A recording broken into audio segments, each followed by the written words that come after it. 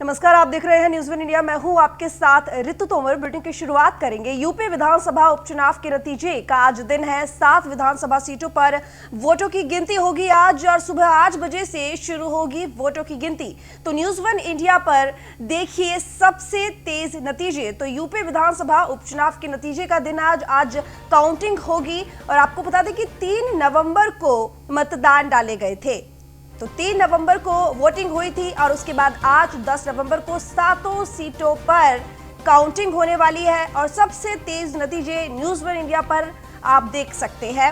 और 8 बजे से वोटों की काउंटिंग शुरू हो जाएगी और तमाम व्यवस्थाएं कर ली गई है। सुरक्षा के मद्देनजर कोरोना को देखते हुए चुनाव आयोग ने तमाम सुरक्षा व्यवस्था के साथ शुरुआत 8 बजे से शुरू हो जाएगी वोटों की गिनती की। और 7 विधानसभा ये सीटें हैं जिन पर चुनाव हुए हैं, उपचुनाव हुए हैं 7 विधानसभा सीटों पर और 8 बजे से वोटों की गिनती होगी। तो बीजेपी, एसपी, कांग्रेस, बीएसपी आखिर कौन जीतेगी ये आज पता चल जाएगा। तो 7 सीटें जिन पर आज काउंटिंग शुरू होने वाली है। उपचुनाव हुए 7 सीटों पर और वोटिंग हुई 3 नवंबर को और आज 10 नवंबर यानी कि 10 नवंबर को आज काउंटिंग शुरू हो जाएगी और 8 बजे से ये काउंटिंग शुरू होगी और पता चल जाएगा कि आखिर किसका पलड़ा यूपी में भारी है, क्योंकि 2022 में विधानसभा चुनाव होने वाले हैं और एक तरीके से सेमीफाइनल कहा जा रहा है यूपी का ये उपचुनाव, जिसके जरिए ये तो पता चल जाएगा कि आखिर जनता का रुझान कौन सी पार्टी की तरफ है। अब ग्राफिक्स के जरिए आपको बताते हैं कि आखिर कौन सी होंगी वो 7 सीटें जिनके नतीजे आ जाएंगे। तो अमरोहा की नौगावा सादात सीट जिस पर उपचुनाव हुआ था, उन्नाव की बांगरमऊ सीट, बुलंदशहर सदर सीट, फिरोजाबाद की टुंडला सीट, कानपुर की घाटमपुर सीट, देवरिया सदर सीट, जौनपुर की मल्हनी सीट, ये वो 7 सीटें हैं जिन पर उपचुनाव हुए हैं और जिन पर आज काउंटिंग होनी है और आज ये तय होगा कि आखिर कौन सी पार्टी विजयी है उपचुनावों के नतीजों में। तो ये 7 सीटें हैं। अमरोहा की नौगावा सादात सीट है और उन्नाव की बांगरमऊ सीट है, बुलंदशहर सदर सीट और फिरोजाबाद की टुंडला सीट, कानपुर की घाटमपुर सीट, देवरिया की सदर सीट और जौनपुर की मल्हनी सीट। ये 7 सीटें जिन पर आज तय हो जाएगा कि कौन सी पार्टी ने बाजी मारी है। तो 8 बजे से काउंटिंग शुरू होंगी और आज ये तय होगा कि 2022 में जो विधानसभा चुनाव आने वाले हैं उसमें किस पार्टी की धाक रह सकती है, क्योंकि उपचुनाव सेमीफाइनल है और ये वो आधार है जो विधानसभा चुनाव जो कि 2022 में होंगे उसका आधार बनेगा और आगे तय करेगा कि आखिर अगला मुख्यमंत्री उत्तर प्रदेश का कौन होगा। तो 2022 का सेमीफाइनल राउंड है ये उपचुनाव, जिन पर 7 सीटों पर उपचुनाव हुआ और आज उनके वोटिंग्स को लेकर काउंटिंग होने वाली है। 3 नवंबर को वोटिंग्स हुई थी और आज 10 नवंबर को ये काउंटिंग्स हो रही हैं। तो 8 बजे से शुरू हो जाएंगी काउंटिंग्स, जिनके नतीजे आज आ जाएंगे और किस पार्टी का प्रभाव क्षेत्र में सबसे ज्यादा है ये आज तय हो जाएगा।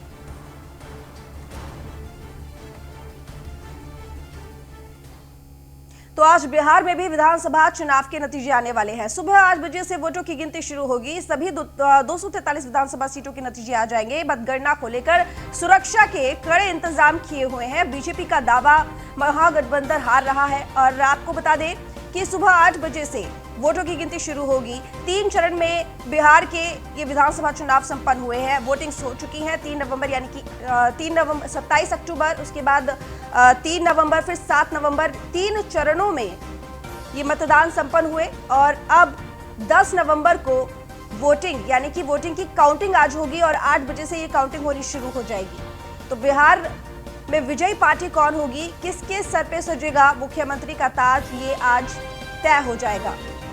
तो आज बिहार विधानसभा चुनाव के नतीजे आएंगे। सुबह 8 बजे से वोटों की गिनती शुरू होगी। सभी 243 विधानसभा सीटों के नतीजे आने वाले हैं। मतगणना को लेकर सुरक्षा के कड़े इंतजाम कर लिए गए हैं। बीजेपी का दावा है महागठबंधन हार रहा है।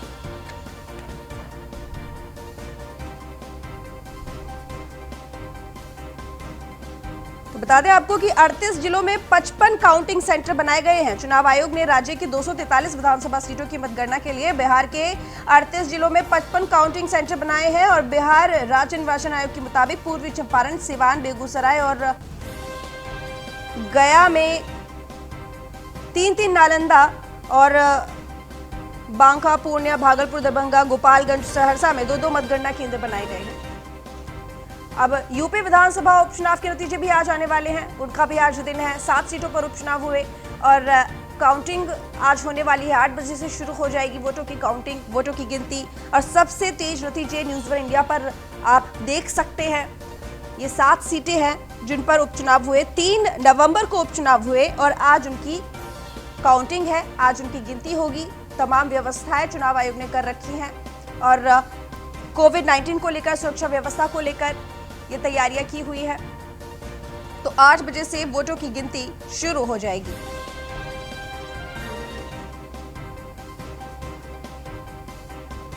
तो उत्तर प्रदेश विधानसभा की 7 रिक्त सीटों के नतीजे आज आ जाएंगे और मतों की गिनती सुबह 8 बजे से शुरू होगी। हालांकि चुनाव अधिकारियों की माने तो दोपहर 2 बजे तक सभी सीटों के नतीजे आ जाएंगे, लेकिन अमरोहा की नौगांवा सादात, बुलंदशहर की बुलंदशहर सदर, फिरोजाबाद की टुंडला, उन्नाव की बांगरमऊ और कानपुर की घाटमपुर, देवरिया सदर और जौनपुर की मल्हनी सीट पर 3 नवंबर को मतदान हुआ और इन 7 सीटों के लिए 88 उम्मीदवार मैदान में हैं, जिनमें 9 महिलाएं भी शामिल हैं। और आज इन वोटों की गिनती शुरू होगी। आज ये तय होगा कि कौन सा प्रत्याशी कौन सी सीट से जीत जाएगा, कौन सी पार्टी की तरफ आखिर उत्तर प्रदेश की जनता का रुझान है, किस पार्टी का दबदबा उत्तर प्रदेश में बना हुआ है या फिर कौन सी ऐसी पार्टी है जो इस बार बाजी मारने वाली है। इन उपचुनावों में आज ये फाइनल हो जाएगा।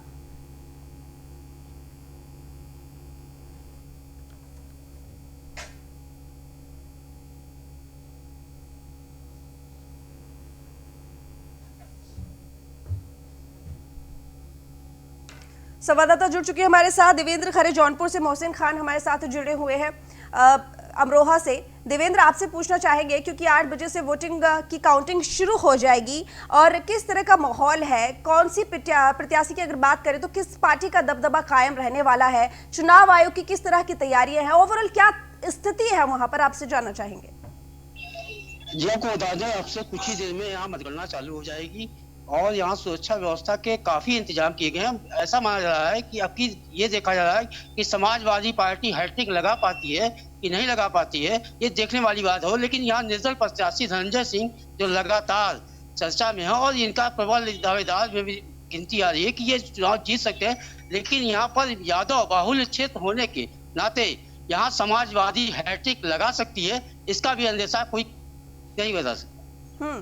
अब सीधा रुख करते हैं मोहसिन खान की तरफ, जो कि अमरोहा से हमारे साथ जुड़े हुए हैं। मोहसिन, आपसे पूछना चाहेंगे किस तरह की तैयारियां देखी जा रही है। देखिए, सबसे पहले तो मैं आपको बता दूं कि जो अमरोहा के नौगांवा सादत सीट है वो अपने आप में हॉट सीट है, क्योंकि यहाँ से उत्तर प्रदेश सरकार में मंत्री रहे चेतन चौहान, यहाँ से विधायक रहे, उनकी कोरोना के चलते उनका निधन हो गया, जिसके बाद ये सीट खाली हुई थी। जनता पार्टी ने उनकी धर्मपत्नी संगीता चौहान को चुनावी मैदान में उतारा था, जबकि समाजवादी पार्टी से उत्तर प्रदेश पूर्व मुख्यमंत्री अखिलेश के करीबी जावेद आपके चुनावी मैदान में है।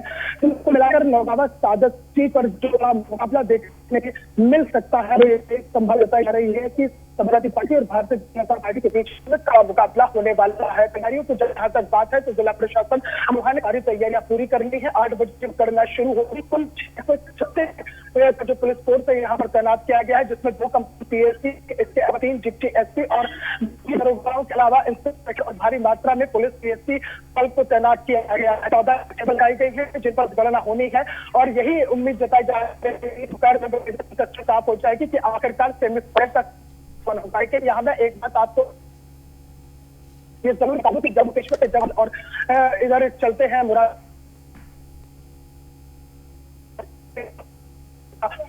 है, लेकिन अब चुनौती भी है कि मोहसिन, आपकी आवाज हमें थोड़ी सी क्लियर नहीं आ रही है, नेटवर्क इशू है शायद। आपके पास दोबारा आते हैं। देवेंद्र, आपसे बात करते हैं। जिस तरीके से आज काउंटिंग शुरू होने वाली है और चुनाव आयोग के लिए भी काफी चुनौती भरा यहाँ पर रहा है कि व्यवस्था बनाना, क्योंकि कोविड-19 का वक्त चल रहा है। ऐसे में कोविड-19 को देखते हुए किस तरह की तैयारियां की गई है, किस तरीके से काउंटिंग की जा रही है, कितने हॉल रखे गए हैं काउंटिंग के लिए और सुरक्षा को लेकर किस तरह की तैयारियां है, आपसे जानना चाहेंगे।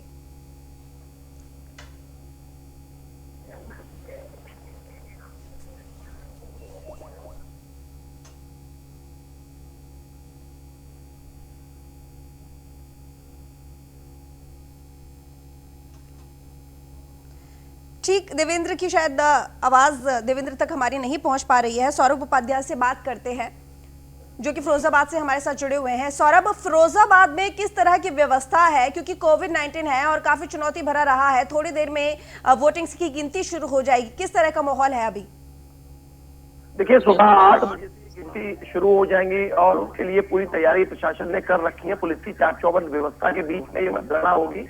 40 राउंड में ये मतगणना संपन्न होनी है और इसमें 14 टेबल लगाई गई हैं। अगर कोविड की बात करें तो कोविड को लेकर जो 76 मतकर्मी हैं, मतदान जो मतगणना जो कराएंगे, उनके लिए पूरी तरीके से सैनिटाइजर, मास्क और हैंड ग्लव्स वगैरह कोविड को लेकर जिस तरीके के सुरक्षा इंतजाम होने चाहिए वो सारे इंतजाम किए गए हैं मतगणना स्थल पर। और बात करी जाए सुरक्षा इंतजामों की तो पूरे इंतजाम प्रशासन ने कर लिए हैं। कल ही इस पूरे इंतजामों को करने के बाद एक बार रिहर्सल कर लिया गया था। तो पूरी तरीके से यहाँ तैयारियां पूरी है और विजय जुलूस किसी भी प्रकार का नहीं निकाला जाएगा। जैसे पहले ही तैयारियों में शामिल है कि विजय जुलूस नहीं निकाला जाएगा। ठीक, आपसे पूछना चाहेंगे सौरभ कि अगर प्रबल दावेदारी देखी जाए सभी पार्टियों में से तो किस पार्टी के प्रत्याशी की सबसे ज्यादा है? क्योंकि धनगर और जिस तरीके से देखा रहा है कि बीजेपी की तरफ से धनगर, और यहाँ पर देखा जाता है कि जो धनगर जो समुदाय है उसकी एक अलग ही पैठ है, उसकी जो वोटों की गिनती है वो ज्यादा है। तो ऐसे में कौन सा ऐसा प्रत्याशी है जिसकी प्रबल दावेदारी इस वाली सीट पर नजर आ रही है? सौरभ,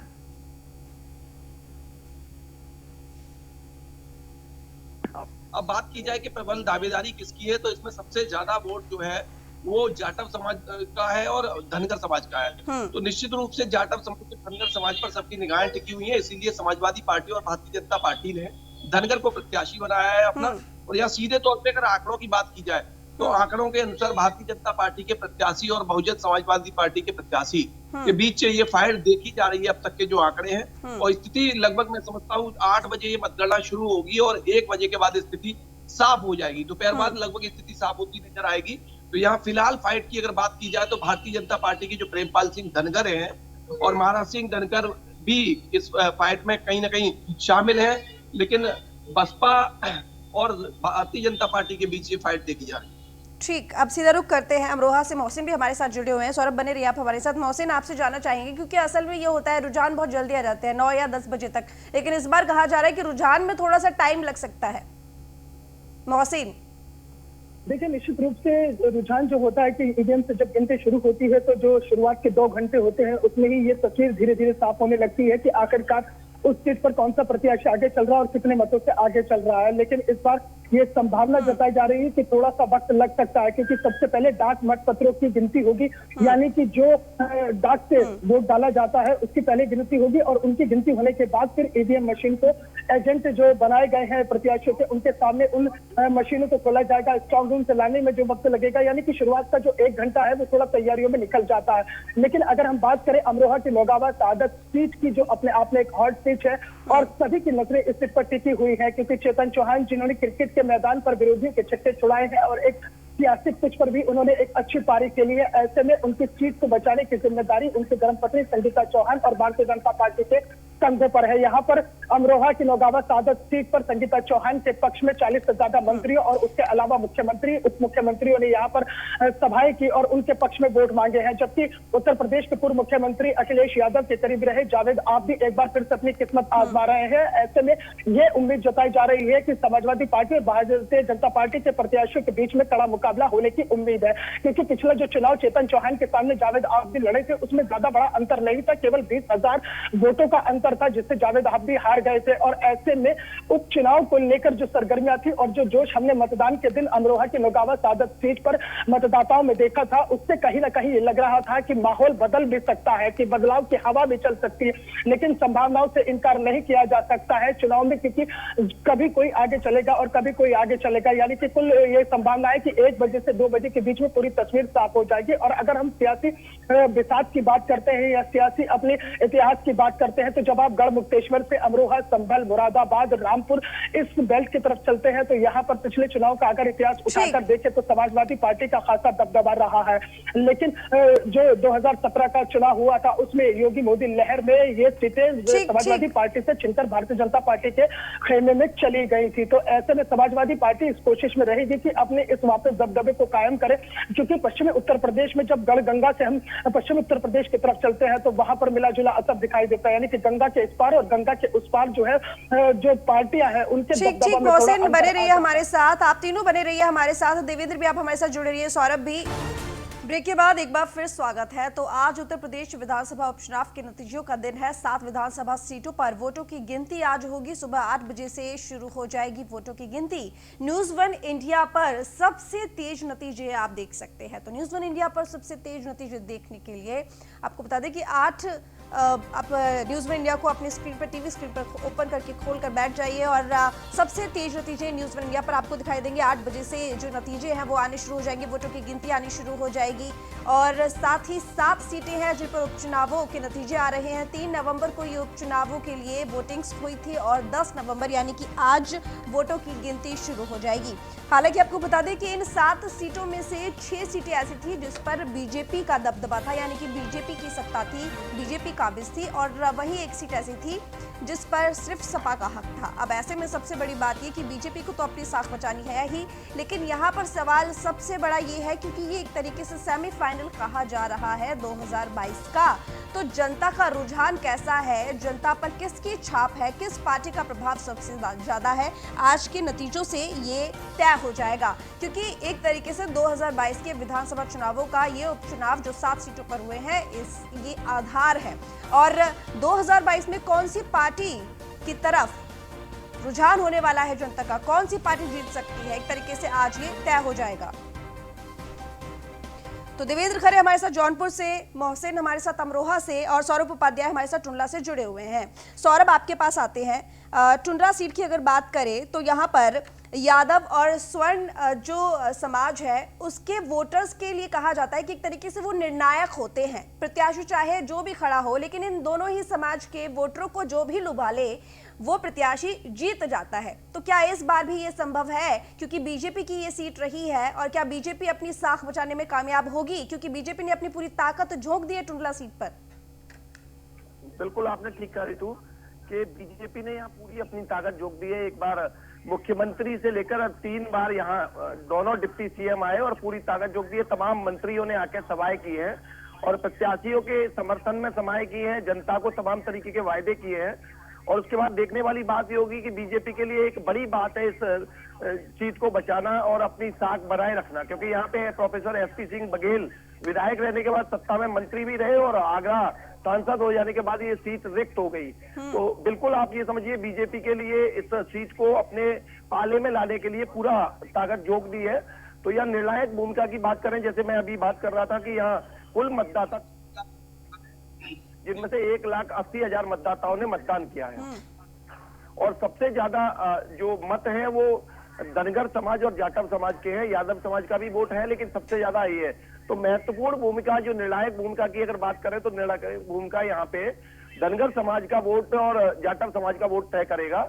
इसी को लेकर दोनों पार्टियों ने जो है बहुजन समाजवादी पार्टी, वो समाजवादी पार्टी और भारतीय जनता पार्टी दोनों ने धनगर प्रत्याशी उतारा है, जैसा मैं बताता जा रहा था। तो सबकी निगाहें उसी वोट पर टिकी है, आखिर किसके सर बंधेगा ये जीत का सेहरा। आज दिवाली आने वाली है, दिवाली सही मायने में किसकी मरेगी। तो बिल्कुल ये स्थिति साफ हो जाएगी। 8 बजे से मतगणना शुरू हो जाएगी और सभी ने अपनी बिसातें जैसे बिछाई थी चुनाव को लेकर।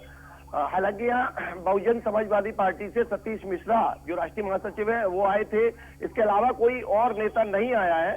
और भारतीय जनता पार्टी ने के सभी मंत्रियों से लेकर डिप्टी सीएम और सीएम तक ने यहाँ के सभाएं की और मतदाताओं से अपने प्रत्याशी को जिताने की अपील की। रितु ठीक, बिल्कुल। अब सीधा चलते हैं जौनपुर से, जहां पर हमारे साथ देवेंद्र खरे जुड़े हुए हैं। देवेंद्र, आपसे पूछना चाहेंगे कि जौनपुर की मल्हनी सीट जिस पर समाजवादी पार्टी का दबदबा रहा है और वो भी कई सालों तक, तो ऐसे में समाजवादी पार्टी के तिलिस्म को तोड़ने में क्या अन्य पार्टियां कामयाब हो सकेंगी?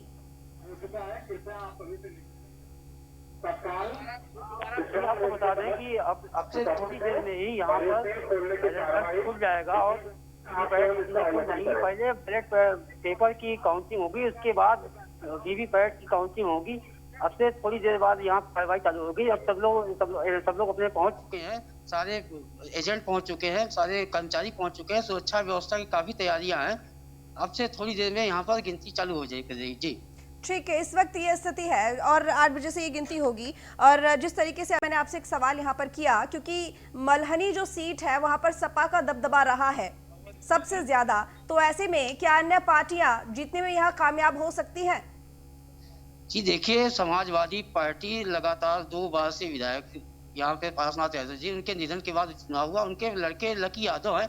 ये मल्ली पूरी तरह से समाजवादी पार्टी का गढ़ है। अब ये देखने वाली बात होगी कि अब की समाजवादी पार्टी हैट्रिक लगा पाती है कि नहीं लगा पाती है, ये आगे बताएगा। लेकिन यहाँ पर बाहुबली धनंजय सिंह भी काफी अच्छा चुनाव लड़ रहे हैं, क्योंकि अब की हम लोगों ने डोर सबसे बातचीत किया तो सब लोगों ने यही कहा कि अब की जाति विशेष पर नहीं होगा, आपकी व्यक्ति विशेष चुनाव होगा, इसलिए धनंजय सिंह को पहली पसंद कर रहे हैं। जी ठीक, अब सीधा रुख करते हैं अमरोहा, जहां से मोहसिन हमारे साथ जुड़े हुए हैं। मोहसिन खान, इस वक्त क्या स्थिति, क्योंकि 8 बजे से गिनतियां शुरू हो जाएंगी, किस तरह की हलचल देखी जा रही है? मोहसिन, आप हमें सुन पा रहे हैं? लगता है हमारा संपर्क टूट गया है। सीधा फिरोजाबाद चलते हैं, जहां से सौरभ उपाध्याय हमारे साथ जुड़े हुए हैं। सौरभ, आपसे पूछना चाहेंगे, 8 बजे से गिनती शुरू हो जाएगी, वोटों की काउंटिंग शुरू हो जाएगी, किस तरह की हलचल देखी जा रही है, क्या अपडेट?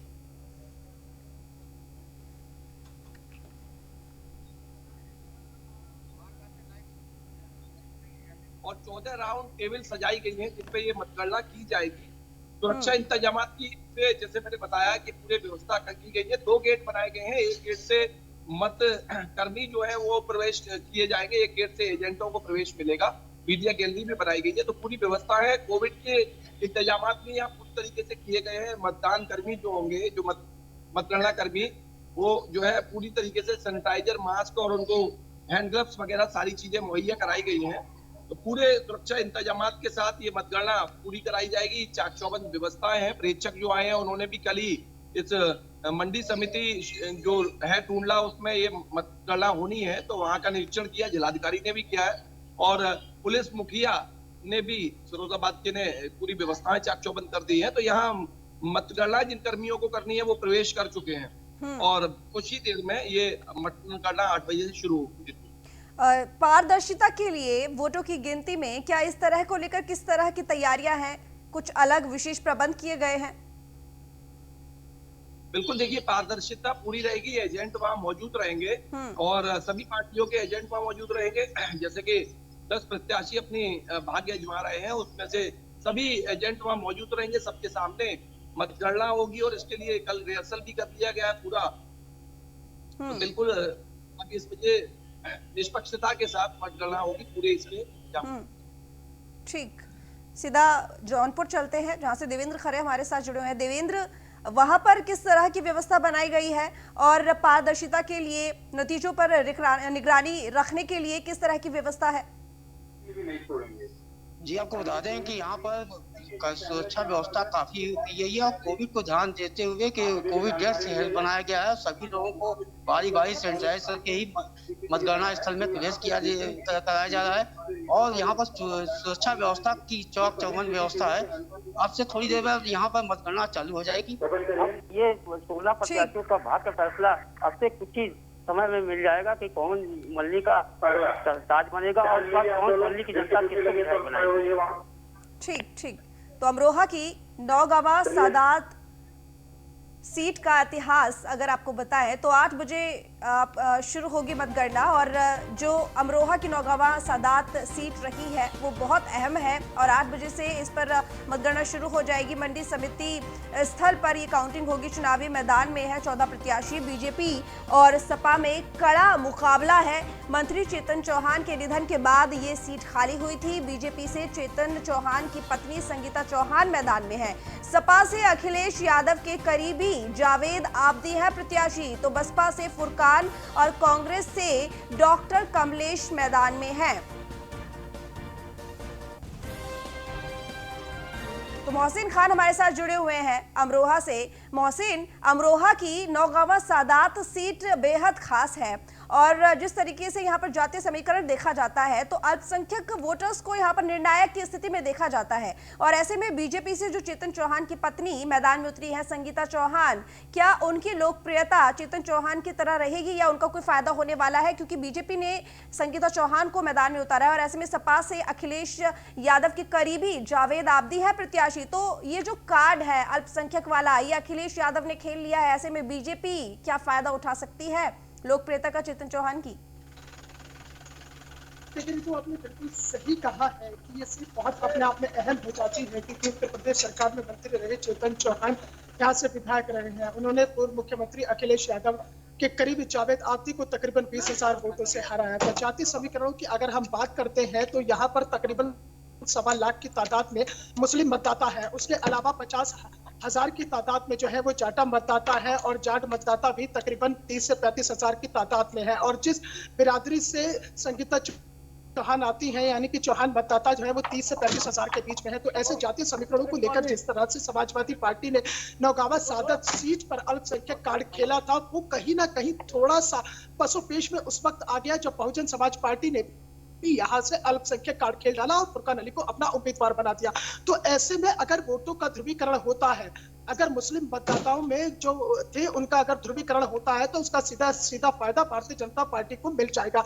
क्योंकि हम पूर्व का इतिहास अगर उठाकर देखते हैं चुनाव को तो पश्चिमी उत्तर प्रदेश की बेल्ट में खास तौर से इस तरह से होता आया है कि अगर मुस्लिम मतदाताओं का ध्रुवीकरण होता है तो उसका फायदा सीधा सीधा भारतीय जनता पार्टी को मिल जाता है। लेकिन नौगावा सादत सीट पर जिस तरह से मतदान के दिन मुस्लिम मतदाताओं में जबरदस्त उत्साह दिखाई दिया था। दोपहर 1 बजे तक मुस्लिम मतों का बिखराव होता रहा, लेकिन 1 बजे के बाद में जो मुस्लिम मत थे वो एक मुश्त एक प्रत्याशी की तरफ मुड़ते चले गए। क्योंकि ऐसा भी माना जाता है कि मुस्लिम मतदाताओं की ये सोच होती है कि जो भारतीय जनता पार्टी के प्रत्याशी को हरा रहा है तो एक मुश्त वोट वहां पड़ने शुरू हो जाते हैं। तो ऐसे में यहाँ पर बहुत ही कड़ा मुकाबला भारतीय जनता पार्टी और समाजवादी पार्टी के बीच होने की उम्मीद है। और चूंकि उत्तर प्रदेश सरकार के मुख्यमंत्री से लेकर उप मुख्यमंत्री और तकरीबन 40 से ज्यादा मंत्रियों की पूरी जंबो फौज ने संगीता चौहान के पक्ष में यहाँ पर ताबड़तोड़ प्रचार किया और उनके लिए वोट मांगा था। जिस दिन मतदान हो रहा था यानी कि 3 नवंबर को, हमने उस दिन भी एक बात कहती थी कि यहाँ 2 चीज समझनी होगी। क्योंकि जिस तरह से ये 2022 से पहले उत्तर प्रदेश में सेमीफाइनल माना जा रहा है तो अगर सरकार ने काम किया है, ये सरकार के कामों की समीक्षा भी होनी है। उत्तर प्रदेश में अगर योगी सरकार ने काम किया है, विकास के कार्य हुए हैं, तो जनता इस उपचुनाव के सेमीफाइनल में सिकंदर बनाने के लिए उनके प्रत्याशी के सामने मोहर लगा चुकी होगी। और अगर सरकार ने नहीं काम किया होगा तो उसके लिए बने रहिए आप हमारे साथ, आप तीनों बने रहिए हमारे साथ।